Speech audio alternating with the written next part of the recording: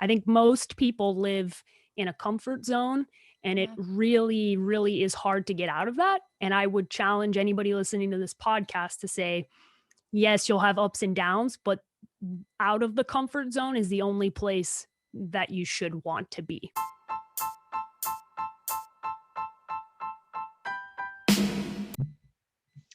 Hello, everyone, and welcome back to Women Changing the Game. I am so excited to introduce our guest today.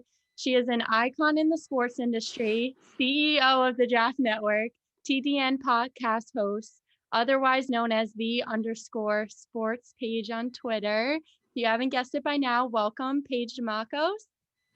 Thank you. Thanks for having me. Quite the intro. Getting a little, blushing a little bit. It still feels good to be called the CEO. That's for sure. So Yes. it's still new and it's still fun. I kind of hope it doesn't wear off. Yeah, congrats again on being named CEO. I mean, that's a huge thing for women all over and girls who, want to be in your position. So that's why we're so excited to have you on and get some advice from you. Yeah, absolutely. It's one of the things I'm most passionate about. If you were watching and not listening, I'll describe it. It says there I have this thing on the back of my phone that says women belong in sports. And then on the back of my laptop, I have the same one alongside the women changing the game, which I love, my two Yes. stickers. So it's definitely something I'm super passionate about. I've always been very passionate about it. And I hope somebody listening wants to be a CEO, which would be really cool for me.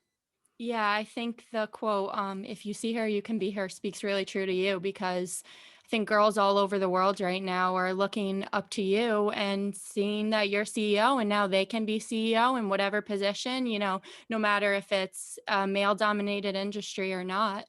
Yeah, I love that. If you see her, how did you say it again? You said if If you you see her, you can be her. if you see her, you can be her. It's I a love little that. corny, but I love it. Listen, I'm in 2020. I think we all need a little corny. If yeah. you see her, I love that, and it's 100% accurate. And representation is really important for gender, for race, across the board. It's such an important aspect for young people to see somebody or someone that looks like them. Right? That's Yeah. that's so helpful, and for such a long time women have had a very specific role in sports. And even Mhm. in early on in my career, that was kind of the trajectory, or more so, I would say, the position that people were pushing me towards. And I just didn't want to do that. Right. I Yeah. didn't want to be a sideline reporter. I didn't want to ask questions that I didn't come up with. And I tried it and I just didn't like it. And I think that's the point of all of this. And my hope for everybody is that if you want to do something, if you work hard enough, no matter how old or young you are, no matter if you're male or female, no matter if you're black, white, Asian, Hispanic, whatever your background is, you will have an opportunity to do what you want. And I think that should always be the goal and objective for everybody. Hasn't always been that way for sure. But it does seem like we're trending in the right direction, which feels very good. Yeah, 100%. And going back to what your sticker was, women what was the sticker again? Women The belong in women sports. belong in sports. Yeah, so I saw your recent Instagram post and then you also, talked about how everything you just said, women do belong where decisions are being made. And you kind of talked about your grandma and how she's been an inspiration to you and you wish that, she could see you where you are now. Can you talk a little bit about that and how, she's gotten you to this point now? Yeah, absolutely. Grammy, as she so eloquently was called by all of her grandchildren, she was what I would consider a trailblazer or a pioneer, in a generation that did not have women doing things like we are now. She was got her master's, which was not very common at the time. Was a divorced woman, which was very hard in that era, and raised her daughters by herself, which in and of itself is an accomplishment because there's so many women now that are working mothers in the 50s, in the 60s. That was not really a thing, right? Yeah. And it was so hard for her to deal with the stigma, of what that meant, and also try and have the life that she wanted to have for her kids. And she worked very hard. She's very smart. She spoke she spoke and traveled and was able to play. She played so many musical instruments, and I think she retired at 55 and traveled all over the world Wow, that's and goals.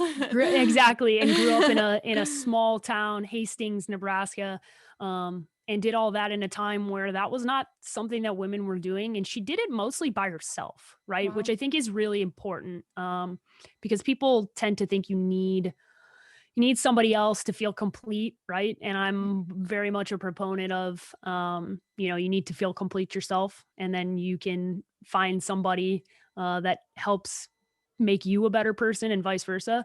And she combated that, and she was very much a trailblazer in what she was doing as a working woman in a time where women weren't. And she was always, even though she wasn't a big sports fan. She was very much artsy and into music and things. But she took such an interest in the Huskers because she lived in Nebraska and that's what I was covering. And she was always pushing me to do more and telling me that I deserve to be in every room, and there's no room that a decision is made where a woman shouldn't be. And she's right. And I Well, just think she was way ahead of the curve with that thinking. it seems like it. Wow, she sounds amazing. I think Mhm. it's so important to have an inspirational woman like that in your life. And that's kind of what our page is about too, is if you don't have an inspirational woman like you had in your granny, then the pages or a platform is somewhere where you can look up to these women. And Yeah. that's why we feature people like you. Showing what you can be and having somebody to motivate you and push you. So that's really cool that you've had her in your life. She sounds awesome. Yeah, Wow. she's amazing. I've been very talk about cliches. I've been very blessed in my life. Yeah. There's not another word to use, so sorry people. No, There's I not love another that. word to use other than that I have had so many wonderful, inspiring women. My mother, my yaya, my grandma, my aunts, my cousins, my Big friends. family. Like I got a big family, and I have a powerful woman family. My mom's Cool. one of three sisters. All three sisters are badasses in their own right. They all have accomplished so much and pushed so much. And my yaya, Greek, coming over here, learning a language that she didn't know, assimilating to a culture she didn't understand, and then raising kids and working, whatever. Like I realize, like, I have so many women in my family that it's normal to me, right? Like I Yeah. kind of never, there was never a part of me that thought, man, I can't do that. And it wasn't until I got to college and realized most of the people that I was around didn't have that upbringing that I realized how truly unique it was. So I'm Yeah. very lucky to have that many inspiring women, and hopefully I can inspire turn the favor around, right? Because they've all been so helpful to me for such a Yeah. long time. Hopefully I can do that for some other people. I'm sure you have already. I have a big family of women too, like girls. There's not that many guys, so I can kind of relate to that.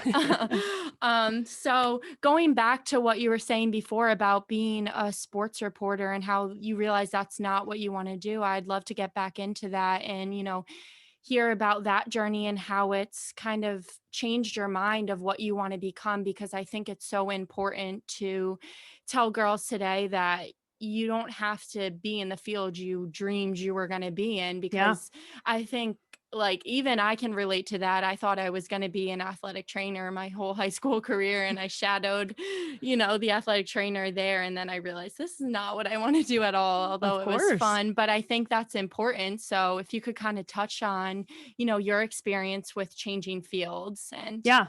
Yeah, absolutely. I think the reality is that most people don't know what they want to do, right? mhm, Like most people do not walk out of high school thinking, I want to be this so definitively that they're just going to follow that forever, right? It's such a flawed system. The yeah, system in general that we have now is so flawed, and trying to get kids to pick one lane when there is no lane. Like the lane is wide open and anybody can do anything they want to do. And the best advice that I can give you is to try many things, right? And if you are somebody who is interested in sports journalism, I consider myself the outlier. I knew in 8th grade in my yearbook it says I wanted to work in sports. I knew that. I was always like, I'm passionate about sports. I know I want to work in sports. I was That's so cool. driven directly towards something, but sports is very general. Like that Mm-hmm. is a big gamut of different jobs. It's and kind of and cool though. yeah, it is. And there's so many opportunities. And that's what I hope people realize, is because at the end of the day, my hope is that everybody works in a field that they're passionate about, right? And Mm-hmm. if you're passionate about sports, there's probably something you can do in sports that will excite you, right? And will bring you passion. And that might change. I think that's the other message here, is like you might be excited and passionate about something early in your career, and then you lose that fire, and then you have to try a new challenge. And that's the messaging for me, is there were certain things that I was doing early on in my career that I loved, that challenged me, that once I accomplished them over and over again, there was no more challenge. There was no more fire. That wasn't there anymore. And so Mm-hmm. that's when I needed to explore other opportunities and other challenges, and push myself. And I think most people live in a comfort zone, and it Yeah. really, really is hard to get out of that. And I would challenge anybody listening to this podcast to say, yes, you'll have ups and downs, but out of the comfort zone is the only place that you should want to be. Yeah. That's what you should strive for. And trying different things. Like if you're a sports journalist in college, you should take that opportunity to do everything: Yeah. podcasting, videoing, sports PR, work for the football team, do stats, do analytics, do everything you can, and try and fail while it's expected. Because when you get to the professional world, you're no longer afforded the opportunity to have these, mistakes. Yeah. So try it out while you're in college, and, see what you like and what you don't like, and then go from there. Yeah, I think it's so important to make mistakes and, try different fields, like you're saying, especially in the communications field, like you're talking about being a reporter. There's so many different ways you can go with media being a huge thing right now. You have to know how to work social and do marketing and then be a journalist and combine them all. And I think that also helps you move up within companies too. If you know Oh how yeah. to do all of that stuff, then, If you you get to where can, you're being. yeah, that's a perfect nail on the head there, right? Is if you can make yourself unfireable. And Yeah. how do you make yourself unfireable? You make yourself unfireable by being able to be agile, by being able to do many things. If you can do a lot, and you can make sure that when the company goes, oh man, we're having a tough time, but Sarah, she does everything. Like she can do this and she can do that and she can do this. It's really hard to fire you if you do a lot of stuff and you do it well. And Yeah. journalism's especially one of those things. Like this is not a specialized field. Like the days of being a feature writer are gone. That is not Mhm. happening. It's not coming back. Your journalism professors can tell you all these beautiful things about things that existed in the 1980s. They're not here. Those days have come and gone. If you want to be able to dominate this field, you better be able to brand yourself, i.e., social media, have your own brand, and that is common in that can be taken anywhere. If you have Yeah. good sales skills, you can work in any field, journalism included. If there are so many things that you have to be able to do, that if you continue to work at your craft and you get good at a lot of things, you're going to work. I can assure Mhm. you of that, because most people just want to do one or two things. If you're good at a lot of stuff, please call me, because I'm always looking for those people. Like if you can do a lot and you're a hard worker, you'll set yourself apart. And Yeah. that's work hard and have that attitude, the right attitude, and that's gonna put you in a good place to begin with. Yeah, so important. Just being able to do whatever is asked of you, no matter what. I hate the people who think just because your title is one thing, even as like interns and stuff, it's like, oh, your title is this, but that doesn't mean I can't do any of this other stuff. Like you have to be Oh, able to do it all. if I ever listen to what my title kept me to, I would Oh never no. be where I was. Never. I Yeah. was always pushing, asking, making my bosses uncomfortable. Like, hey, I want to do this. Can I do this? Can I do this? And a lot of times they tell Yeah. me no, probably 10 times before I would finally get a yes. Right. So if it's something you're passionate about, keep pushing. And if they're not going to let you do it, guess what? Like when I worked at Arizona Sports ESPN out of school, when they didn't want to let me do my fantasy football podcast on their radio, guess what I told them? Okay, if you guys aren't going to let me do it, then let me do it on the side. The tune changed quickly, right? The Mm-hmm. tune changed. Then all of a Yep. sudden they wanted the fantasy football podcast because it was like, well, we don't want you to do it somewhere else. So it's like, okay, well, I'm going to push you into a corner. People are not going to give you anything. If you don't ask for it, you're not going to get it. And Yeah. women traditionally have a tough time asking for what we want. Mm-hmm. Why? I don't know, but it is a problem. It is a problem across the industry. You have to ask for what you want. And nobody is going to give you anything. Nobody's going to give you a raise. Nobody's going to gift you a better title. Those things are not going to happen. I was never given a raise or a title upgrade without pushing for it. Period. Yeah. It doesn't happen. And I wish it did. I had this conversation earlier today. I wish that that's how it worked. But as now the boss, as the CEO, when I sit back and I think about it, I go, yeah, why do I want to push status quo, right? Like it's that you're operating to run the business. And so everybody else underneath you, you're not thinking about, oh man, I really got to do this today, or I really got to do that. You're so busy looking at the high level. So now I understand the mindset of what I used to question. And so, but if somebody pushes me, if somebody comes to me and says, hey, I really want to do this, more often than not, I'm going to say, yeah, you should do it. Go ahead, Yeah. try it out. Right. Well, And but nobody is going to, I'm not going to, I don't have time. I don't have time to call every single person that works for me and say, hey, you know what I was thinking today for a half hour, I was brainstorming and I think you should do this. Right. Like, no, you got to push, you got to yeah. ask, you got to do things. And at the end of the day, it's always about action. Like you want something, go do it. I tell people that all the time. You want it, Yeah. go get it. Like, go So get it. it seems like you've used your connections really well and just like Yeah. you've just been so confident in that. And I think that's an important message to get out to everybody, that use your connections really well. And it seems like you've used the people you've worked with to get to where you are now. So how has that been a major factor in getting to be CEO, using your connections and pushing people to do what you want to do? Yeah, it's the single greatest asset is your network. The people who you know are Yeah. your advocates, your allies. It is so crucial for success to have people that are in your corner and people that will be your network, because at the end of the Yeah. day there are so many people that want to work in sports. So many. So many. There's so many. Every single one of my guy friends would switch positions with me in a heartbeat, and about 50% of my friends, my girlfriends. If you want to It's work in tough. sports, if you want to work in sports, you have to separate yourself. The only way you separate yourself is if I will never even, I can assure you of this, I will never even look at a resume of a person that has not been sent to me directly from somebody else.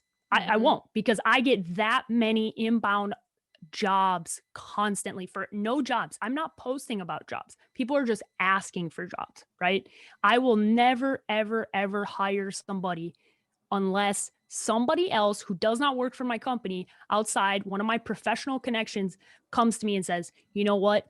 This person, really good. You got to Mhm. talk to him. That's the only way you're going to get a job. It is impossible otherwise, because there's just too much competition. So Yeah. that is how you separate yourself. That's what I've done my entire career. Is I have always had people that have had my back, and the way that you do that is by working hard. You're not gonna get people that are gonna be ride or die for you by being lazy. I mean, Yeah. that's not going to happen. The only way you build up those relationships is by being really good at what you do, being trustworthy, being reliable, Mhm. um, and being loyal. And it's a tough thing these days. A lot of people say a lot of things that they don't do and live up to, and it's pretty easy to get a reputation of doing those things. So if you can separate yourself in that way, you'll have a lot of success. Yeah, it's so important to keep, good people in your corner and keep reaching out to people you've Yeah. worked with. Hmm. Think that's a major key. All right, so I kind of want to just go back to being a female in the sports industry and how you've worked your way up, and have you hit roadblocks being a female and being sometimes, the only woman in the room, as I'm sure it has been a problem, being you know, an outcast maybe as a Yeah. woman in a male hmm dominated industry, and how has that affected you building up to where you are now?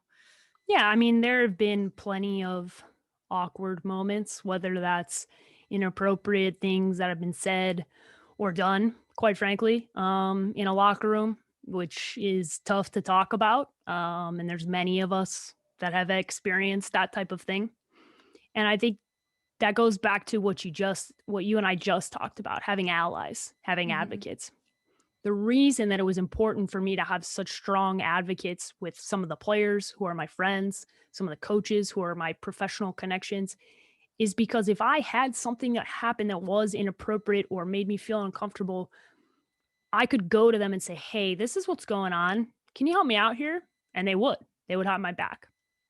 And it did not take me long, and it's hard for me to say because everybody has different things that make them feel uncomfortable, right? Not everybody's threshold is the same. My threshold is different than your threshold is different than whoever's, right? But what I can tell you is if something makes you feel uncomfortable, say something and say something directly. I wish I had done that right away, right? But it took me a little while to build up my confidence as a teenager in locker rooms with people that were bigger and stronger and louder than me, right? And Mhm. so I would say, luckily for me, I grew up with brothers and my dad and loud family and a obnoxious family, quite frankly. And so it taught me that I always had to stand up for myself.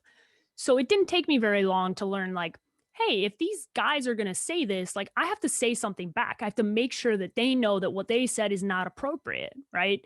Yeah. And I would say 99.9% of the time when I would call somebody out for doing something, it would stop. There's probably 1 or 2 times I can remember in my career where that did not happen, and I had to elevate that. I had to escalate it to somebody above them, right? To get them to stop doing what they were doing, to stop making me feel uncomfortable. But most times, people get away with stuff because nobody says anything. Nobody pushes Yeah. back, and it's unfortunate that that has to be the reality, and it's better now than it was 5 years ago, right? And hopefully, it'll be Yeah. better in 5 years than it is right now. But if somebody says something to you and you don't feel comfortable, you have to say something, tell somebody, reach out and make sure like I know that that's hard, but man, that's the only way I've been able to not only survive but thrive is because when there have been instances that have happened, I've said, "Please stop. That makes me feel uncomfortable." Whatever. And Yeah. I will say it's probably happened a less than a dozen times. It hasn't been an overwhelming amount. I have had more way, way, way more positive interactions than I have negative, significantly more, like That's good. 9 out of 10, right? 9 for every 9, there's 1 bad one. Mhm. But the bad ones tend to feel bigger than the 9 good ones, right? And Yeah. that's tough. That's tough. And it's 100%. hard for every woman and it just being totally transparent, you're gonna have to be tough to be in this industry. Like Yeah. it is not for the faint of heart because it's still a man's world. Like as much as it's awesome to celebrate me as a female CEO, I'm still gonna be in a lot of rooms where I'm the only girl. Like that's Yeah. just the way that it's gonna be. So I know that. So I've built up tough skin and I know I will play the game and I will play it well. And I've always Yeah. used being the female in the room to my advantage because I think it separates me, it makes me different. And in certain ways it gives me a leg up because everybody else kind of thinks the same and I think differently. So I've always tried to use that as an opportunity to separate myself in a positive way. Yeah, 100%. I can tell that you have a lot of confidence and you're so well spoken that it's probably helped you get to where you are now. And I can just tell that the confidence and, using that to your advantage is going to be what makes you, stand out. So Yeah, that's I awesome I to hope hear. so. It's Yeah. it's what's it's what's worked so far.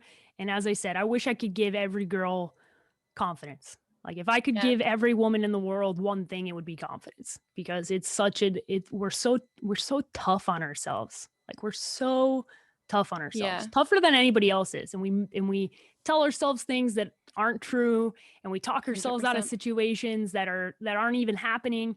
And it's the old adage, like you could see a woman standing and a man standing. The man's thinking about one thing, and the woman's got like 50 air bubbles over her because she's thinking That is about 50 me. different things, right? Like we're talking ourselves out of doing something that we deserve. Like you deserve 100%. everything you have. Like you should walk into the room, and I'm a Mhm. big like manifestation person. Like tell yourself before you walk in the room, I belong in the room, and then Yeah. walk into the room and see how that makes you feel. Like see how that makes you feel as you walk in. It'll change your attitude. I belong here, right? I belong in this room. I add to this room. I can do this, right? Little things like that that seem silly, right?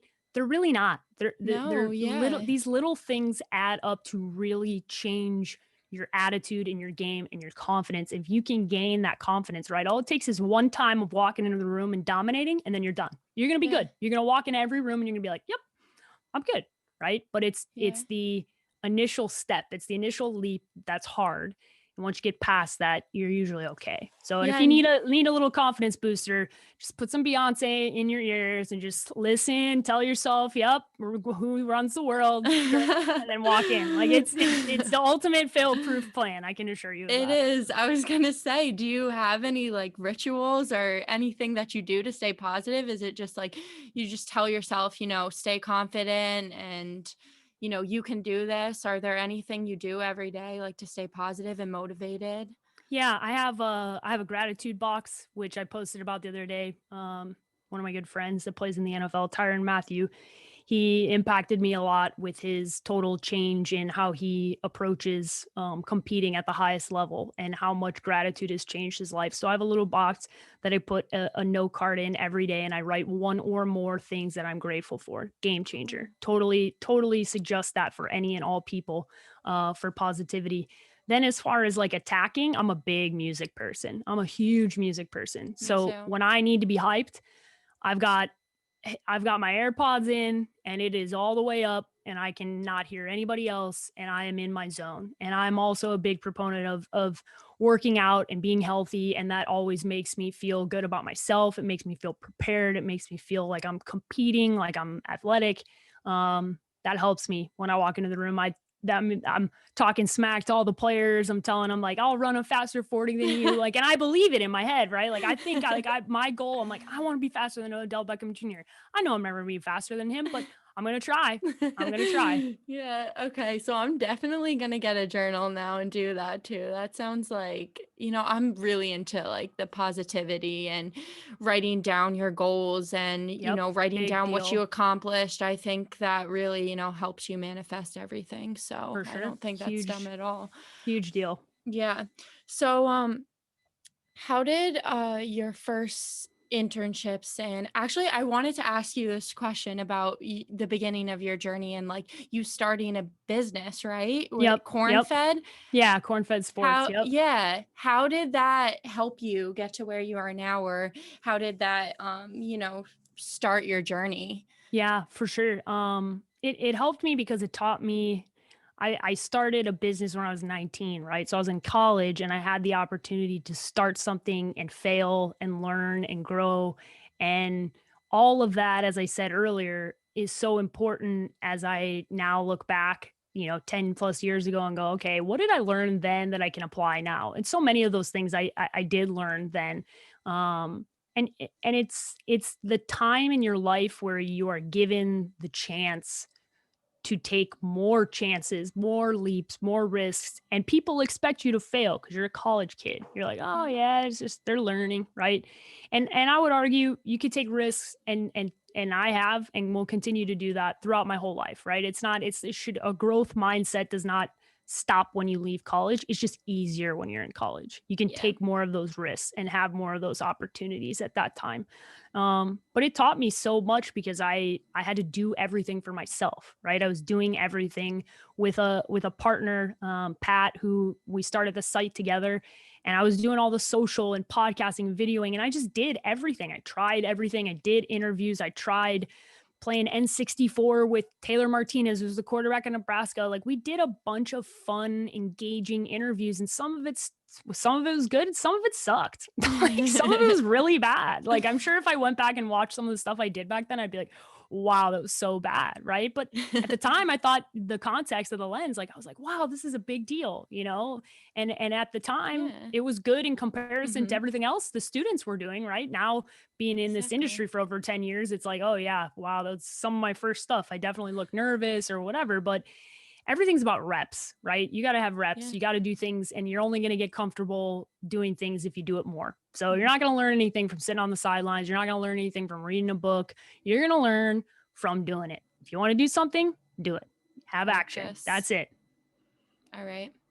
All right. So I just kind of want to leave this off with final advice that you have for girls in the sports industry. I know this whole conversation was just great advice from you, but if you could just tell one thing to the girls in sports industry who are just starting and who aspire to get to a position like you're in right now, what would be one thing of advice? I know you said a lot about practicing and just making mistakes, but Yeah.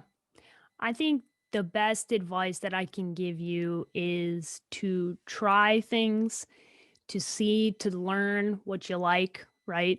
And as you're going through that process, as you're trying, as you're learning, be really in tune with what brings you joy, right? What do you find joy in? And then once you find that, then head in that direction, right? And yeah. it's easier said than done. And I say that because you can change what brings you joy through the process. You might start thinking you want to be a sideline reporter like I did, and then you do Hmm. the sideline reporting and you hate it. And you got to not be afraid to make the change. You got to not be afraid to say the dream changed, the goals changed. That's okay.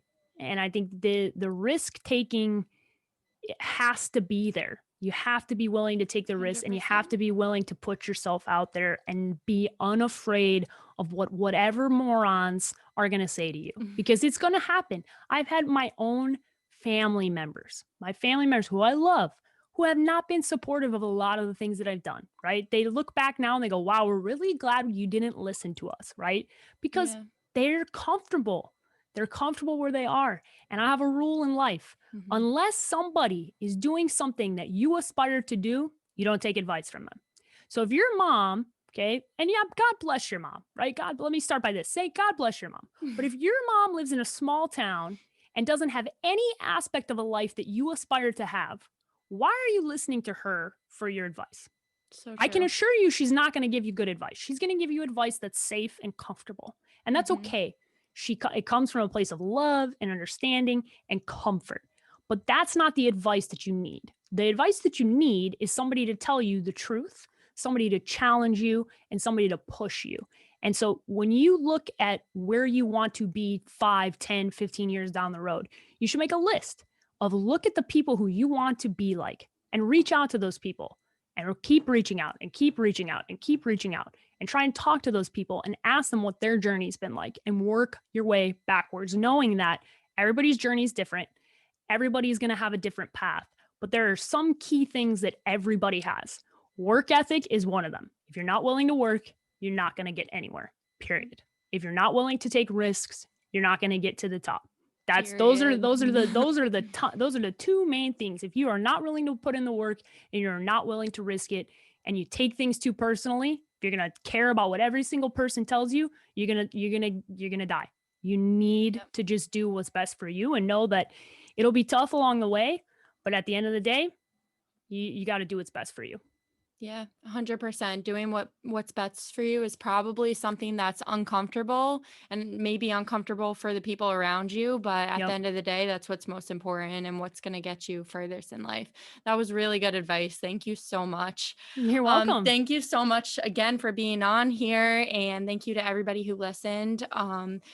You are just getting started and you're already CEO. So I feel like I just can't wait to watch your journey and, who you become further down the line. And you're just really an inspiration to all the girls out there. So thank you Well, again. I appreciate that. I appreciate that. If anybody wants to anybody listening to the podcast wants to reach out, you can find me at _sports page with an I on Twitter and Instagram, or you can shoot me an email, page@thedraftnetwork.com. Always a good way to get a hold of me. always willing to help out women who want to work in the industry. Looking for new interns right now. So if there's any women out there that are in college and university right now and are interested in joining the Draft Network and hanging out and seeing what we got going on, we're about to start doing our hiring process. So good opportunity to get some. I got some of the best people in the industry that work for me. I got a whole lot of feminists that work for me, a whole lot of dudes who are they're incredible. I got an unbelievable team who support me and push me. And they're all really, really great for anybody to learn from. So if you want to get a hold of me, it's not that hard to find me. Yeah. Wow. Great opportunity, guys. You heard it here first. Definitely reach out to her because I reached out to you and you were so welcoming and just, reach right back out to me. So I'm very appreciative of that and think that everybody should know that. So yeah, thank you again. And thank you to everybody who listened. We'll see you next time on Women Changing the Game.